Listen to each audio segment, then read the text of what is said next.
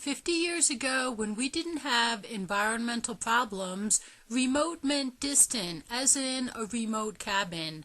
50 years later, remote means one of the endless conveniences that is conveniencing ourselves out of a livable planet. The remote is the original point and click, which today is used for dozens of things, which means so are batteries. So remotes are just another in a long line of steps people took that got us to today's environmental problems and away from a pristine planet. Televisions led the way into the point-and-click future. People used to manually change the channel, but that was replaced with pointing and clicking, which invented a new sport, channel surfing. Then video and DVD players came with remotes, and stereos joined in. So today, a living room table is full of battery-powered remotes that weren't there just a few decades ago. Remotes are really good for the battery industry because they are one of today's endless items that run off of battery power. And with most houses having a dozen remotes, that's a lot of batteries people use.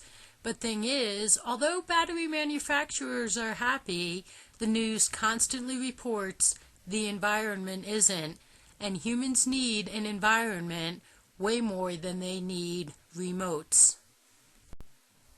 People used to start their own cars, even in very cold weather.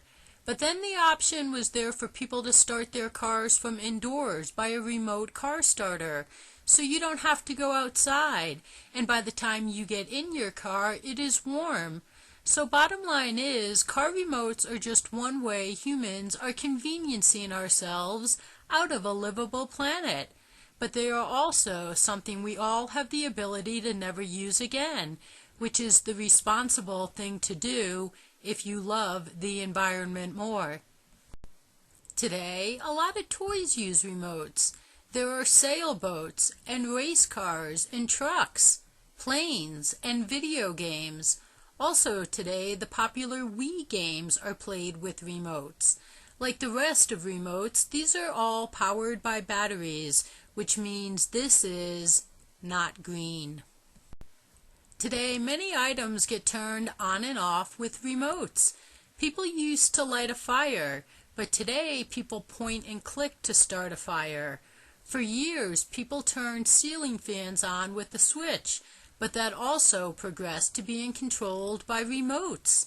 Today, so does opening and closing window shades and garage doors.